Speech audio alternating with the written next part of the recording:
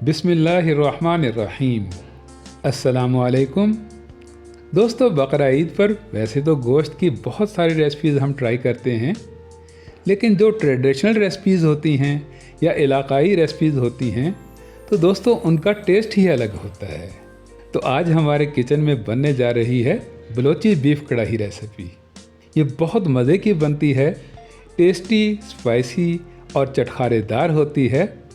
और सबसे बड़ी बात ये कि इसके लिए आपको किसी किस्म की प्रिपरेशन की ज़रूरत नहीं होती है और ना ही आपने इसके लिए बहुत ज़्यादा इंग्रेडिएंट लेने होते हैं। और दोस्तों इसीलिए ही ये बनने में बेहद आसान है। तो चलिए फिर इसे बनाना शुरू करते हैं।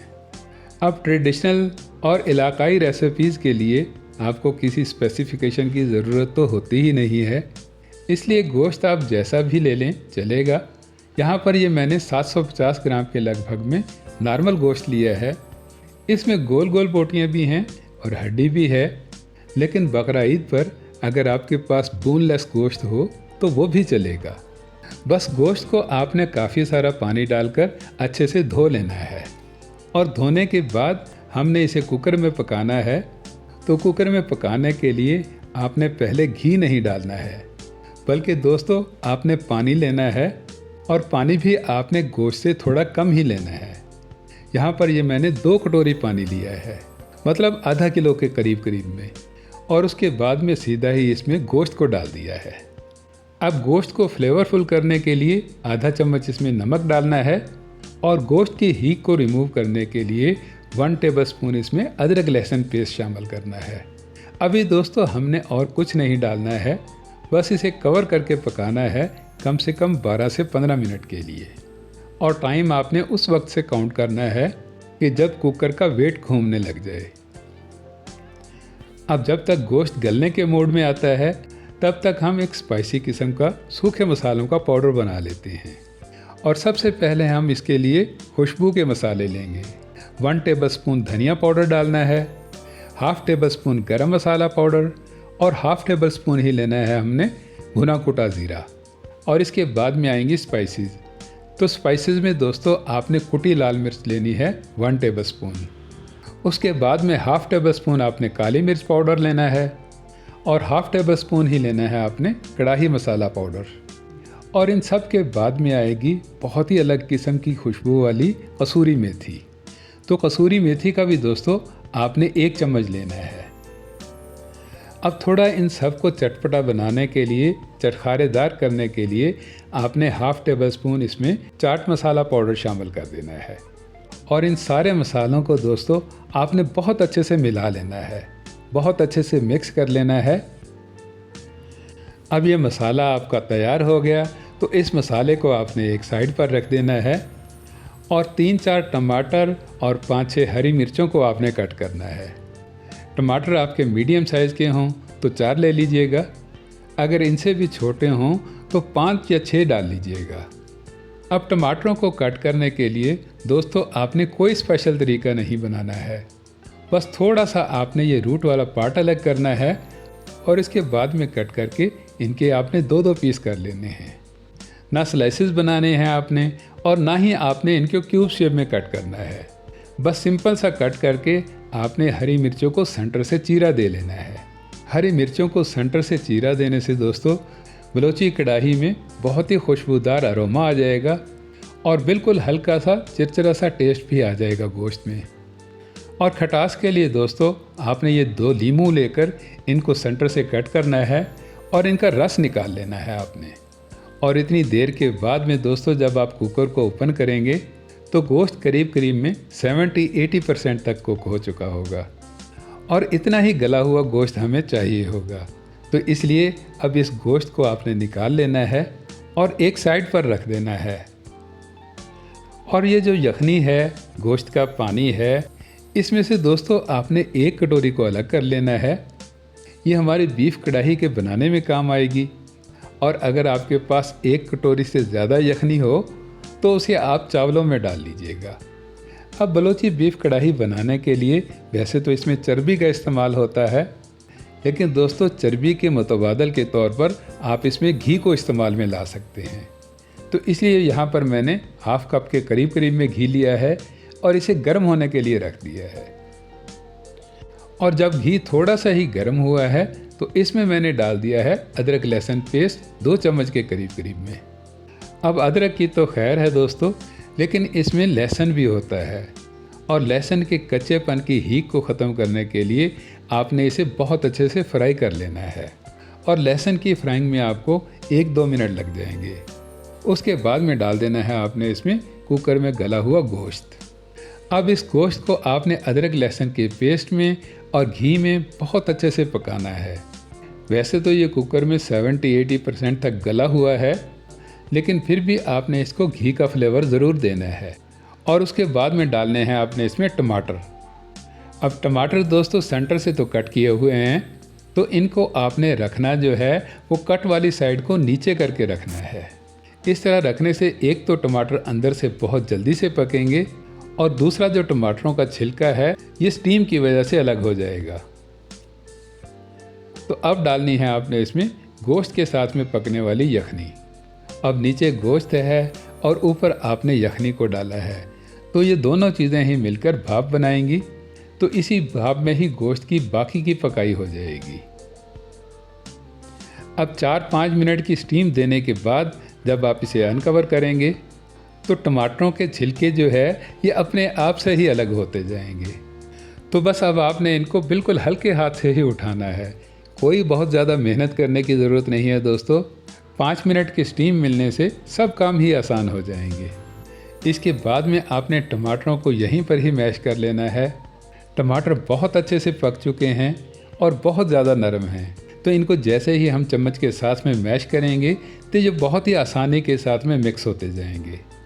और इसके बाद में डालना है आपने इसमें होममेड तैयार किया हुआ पाउडर फार्म का मसाला। ये स्पाइसी होने के साथ में खुशबूदार बहुत ज़्यादा है। इसमें खुशबू के मसाले हमने ज़्यादा डाले हैं और लाल मिर्च का हमने सिर्फ 1 चम्मच ही डाला है। अब ये थोड़ा सा मसाला आपने बचा लेना है, ये हमारे एंड के काम में आएगा। और मसाले को मिक्स करने के साथ में ही दोस्तों टेक्सचर बिल्कुल बदल जाएगा। कढ़ाई गोश्त आपका शाइनी और गुड लुकिंग हो जाएगा। और इसके बाद में डालनी है आपने इसमें हरी मिर्चें। अब हरी मिर्चों को तो दोस्तों मिलाने की बिल्कुल ज़रूरत नहीं है, बस अब आपने मसालों को गोश्त के साथ में पकने के लिए थोड़ी देर के लिए इसे कवर कर देना है। दोस्तों आपको इस चैनल पर बहुत ही मज़े की ट्रेडिशनल रेसिपीज़ देखने को मिलती ही रहती हैं, तो अगर आप चाहते हैं कि इनका तसलसल ऐसे ही बरकरार रहे तो फिर उसके लिए मेरे इस चैनल को सब्सक्राइब कर लीजिएगा और घंटी के बटन को भी दबा दीजिएगा ताकि हर नई आने वाली वीडियो का नोटिफिकेशन सबसे पहले आपको मिले। अब अनकवर करके पहले आपने इसको थोड़ा सा स्टर करना है और उसके बाद में डाल देना है इसमें नींबू का रस। दोस्तों इस रेसिपी को बनाने के लिए कोई प्रिपरेशन की ज़रूरत नहीं है आपको, ना ही आपने किसी किस्म की तैयारी करनी है और इंग्रेडिएंट तो बहुत ज़्यादा डालने ही नहीं हैं।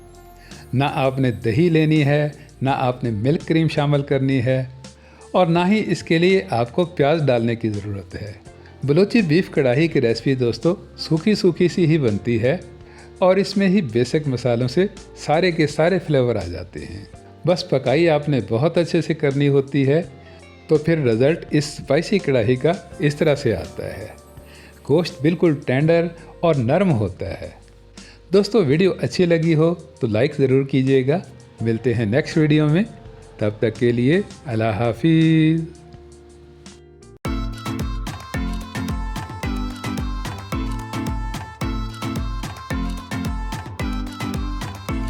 बिस्मिल्लाहिर्रहमानिर्रहीम। अस्सलामुअलैकुम। दोस्तों वैसे तो बकरा ईद पर तरह तरह की रेसिपीज़ बनती हैं, लेकिन अगर कुछ फटोफट से बनाना हो और बनाना भी आम रूटीन से हटकर हो तो फिर दोस्तों बना लीजिए आप अफ़गानी बीफ कीमा कढ़ाई रेसिपी। इस रेसिपी की ख़ास बात ये है कि ये बहुत कम टाइम में बन जाती है और बनाने में बेहद आसान है। टेस्ट और फ्लेवर की अगर बात करें तो ये बहुत मज़े की बनती है। दही आती है इसमें और मिल्क क्रीम शामिल होती है। लाल मिर्च और हल्दी वगैरह का दोस्तों कोई इस्तेमाल नहीं है इसमें। तो चलिए फिर इसे बनाना शुरू करते हैं। अब अफ़गानी कीमा बनाने के लिए दोस्तों कीमा आपके पास जिस तरह का भी हो चलेगा। 2 बारी मशीन से निकला हुआ हो तो वेल एंड गुड, लेकिन अगर मोटे वाला कीमा भी है तो भी कोई मसला नहीं है। बस उसे पकाने में आपको 5-7 मिनट ज़्यादा लगेंगे। अब कीमे के साथ साथ में आपको एक बड़े साइज़ का प्याज चाहिए होगा, 5-6 हरी मिर्चें, फ्रेशली सा धनिया, जूलियन कट में कट किया हुआ अदरक, नारियल पाउडर, 8-10 जो है लहसुन के और 3-4 टुकड़े अदरक के। अब साथ साथ में आपने हाफ कप के करीब में दही लेनी है। दही खट्टी हो या मीठी हो दोनों ही चलेंगी। और दही के बराबर में ही आपने मिल्क क्रीम लेनी है। अब मिल्क क्रीम को डालना कैसे है ये तो हम आगे चलकर देखेंगे, अभी तो हमने सिर्फ प्याज को कट करना है। और प्याज के दोस्तों ना तो आपने पतले पतले स्लाइसेस बनाने हैं और ना ही आपने इनको रफली सा चॉप करना है। आपने तो बस सेंटर से अलग करके इसको 4-4 पीस में डिवाइड कर लेना है। अब किसी भी रेसिपी की शुरुआत जो हैं वो ऑयल से या घी से होती हैं, लेकिन दोस्तों इस रेसिपी में थोड़ा अलग है। आपने आधे कप के करीब में पानी लेना है और सीधा ही पानी में डाल देना है कट किया हुआ प्याज। इसके बाद में डालनी है आपने हरी मिर्चें, और हरी मिर्चों को दोस्तों आप साबुत ही डाल दीजिएगा। 10-12 जो है लहसुन के आएंगे और इसके साथ में ही आपने अदरक के टुकड़े डाल देने हैं। अब पानी थोड़ा सा गर्म होने लग जाएगा तो आपने इसे कवर कर देना है, बस ऐसे 2-3 मिनट के लिए। दोस्तों ना तो आपने इन चीज़ों को पकाना है और ना ही आपने गलाना है, बस ऐसे हल्का सा सौते करके नरम करके आपने इन चीज़ों को निकाल लेना है। एक्चुअल दोस्तों हमने इनका पेस्ट बनाना है, तो इसलिए इनको थोड़ा सा नरम करके आपने ठंडा कर लेना है और ठंडा करने के बाद आपने मिक्सी के जग में इन्हें डाल देना है। और साथ में ही आपने हरा धनिया डालना है, लेकिन सारा नहीं दोस्तों, आधा आपने बचा लेना है एंड के लिए। इसके बाद में आपने नारियल पाउडर शामिल करना है और नारियल पाउडर डालकर आपने इनको ग्राइंड कर लेना है। बस 1-आध मिनट ही ग्राइंड होने से ये इस तरह का गाढ़ा गाढ़ा सा पेस्ट बन जाएगा। अब इस पेस्ट को आपने एक साइड पर रख देना है और तैयारी कर लेनी है कीमे को फ्राई करने की। और फ्राई के लिए दोस्तों मैंने यहाँ पर ऑयल लिया है, आप घी लेना चाहें तो घी ले लीजिएगा, लेकिन बहुत ज़्यादा नहीं, बस 1/4 कप के करीब में ऑयल ले लीजिएगा। और ऑयल को गर्म करके सबसे पहले आपने खुशबू के खड़े मसाले डालने हैं। 2-3 छोटे टुकड़े दालचीनी के डाल लीजिएगा, 1 पत्ता तेज़पात का, 3-4 सब्ज़ इलायची और 3-4 ही लौंग के दाने। बस ये डालकर आपने इनको थोड़ा सा क्रैकल कर लेना है और उसके बाद में डाल देना है आपने इसमें कीमा। अब कीमा छोटे का हो या बड़े का हो, ये आपस में चिपका हुआ ज़रूर होता है, तो इसको पहले तो आपने अलग करना है। बहुत अच्छे से चम्मच के साथ में आपने इसको हिलाना जुलाना है। फिर जब आप इसकी बहुत अच्छे से भुनाई करेंगे, बार बार में इसको स्टर करेंगे, तो कीमा अपना पानी छोड़ना शुरू कर देगा।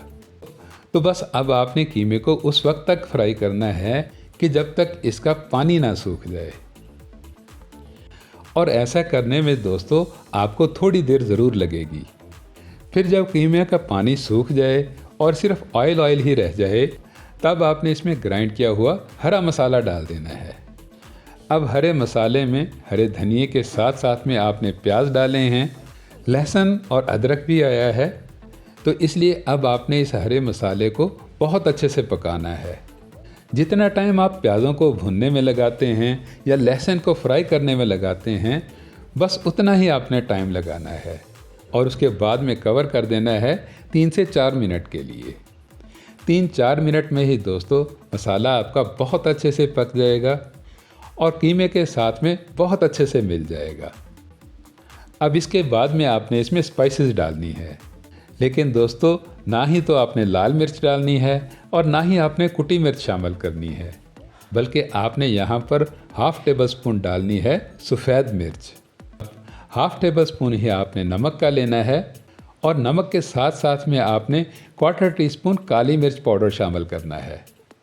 अब इन तीनों चीज़ों को बहुत अच्छे से मिलाकर मिक्स करके आपने खुशबू के मसाले डालने हैं। तो सबसे पहले 1 टेबल स्पून आप इसमें धनिया पाउडर डाल लीजिएगा, हाफ टेबल स्पून भुना कुटा ज़ीरा और क्वार्टर टेबल स्पून आप इसमें गरम मसाला पाउडर शामिल कर लीजिएगा। और इन खुशबू वाले मसालों को भी दोस्तों आपने बहुत अच्छे से मिला लेना है, बहुत अच्छे से मिक्स करना है। इन पाउडर फार्म के मसालों से कीमे में खुशबू भी आ जाएगी और फ्लेवर भी बहुत ही लाजवाब आएगा। अब मसाले डलने के बाद कीमा आपका नीचे न लगे तो उसके लिए दोस्तों आपने थोड़ा सा पानी का छट्टा लगा लेना है। मतलब आधे कप से भी थोड़ा कम ही पानी आपने डालना है। और पानी को डालकर आपने इसे ऐसे ही नहीं छोड़ देना है, बल्कि दोस्तों इस पानी को भी आपने थोड़ा सा पकाना है। और पकाने के लिए बस थोड़ी देर तक आपने इसे कवर करना है। फिर अनकवर करके थोड़ा सा आपने स्टर करना है, चम्मच को हिलाना है और उसके बाद में डाल देनी है आपने इसमें दही। और दही डालने से दोस्तों कीमे का टेम्परेचर डाउन हो जाएगा और कीमे में जितनी भी चिकनाई होगी वो तरी बनकर ऊपर आने लग जाएगी। तो अब डालनी है आपने इसमें साबुत हरी मिर्चें, लेकिन दोस्तों साबुत हरी मिर्चों को आप सेंटर से चीरा लगाकर डालिएगा।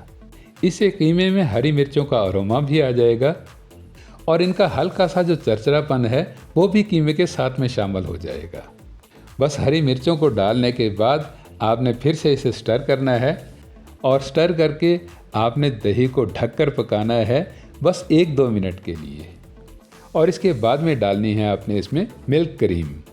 अब अफ़गानी कीमा कढ़ाई में दोस्तों टेस्ट और फ्लेवर तो मिल्क क्रीम से ही आएगा, लेकिन अगर आपके पास मिल्क क्रीम ना हो तो आप घर के दूध से उतरी हुई बालाई भी डाल सकते हैं। लेकिन बालाई डालने से पहले दोस्तों आप बालाई को बहुत अच्छे से मैश ज़रूर कर लीजिएगा।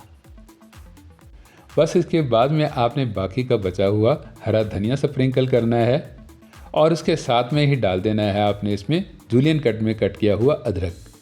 दोस्तों इस रेसिपी के लिए ना तो आपको कोई बहुत ज़्यादा मेहनत करने की ज़रूरत है और ना ही आपने घंटों पकाई करनी है। बस आसानी के साथ में कीमा कढ़ाई बनाकर आपने इसको स्मोकी फ्लेवर देना है। और स्मोकी फ्लेवर देने के लिए आपने किसी भी कटोरी में जलता हुआ कोयला रखना है और थोड़ा सा आपने इसके ऊपर ऑयल डाल देना है और फटाफट से इसे कवर कर देना है। और ऐसा नहीं है दोस्तों कि आपने इसको काफ़ी देर तक धुएं में रखना है, बस 1-8 मिनट ही काफ़ी रहेगा।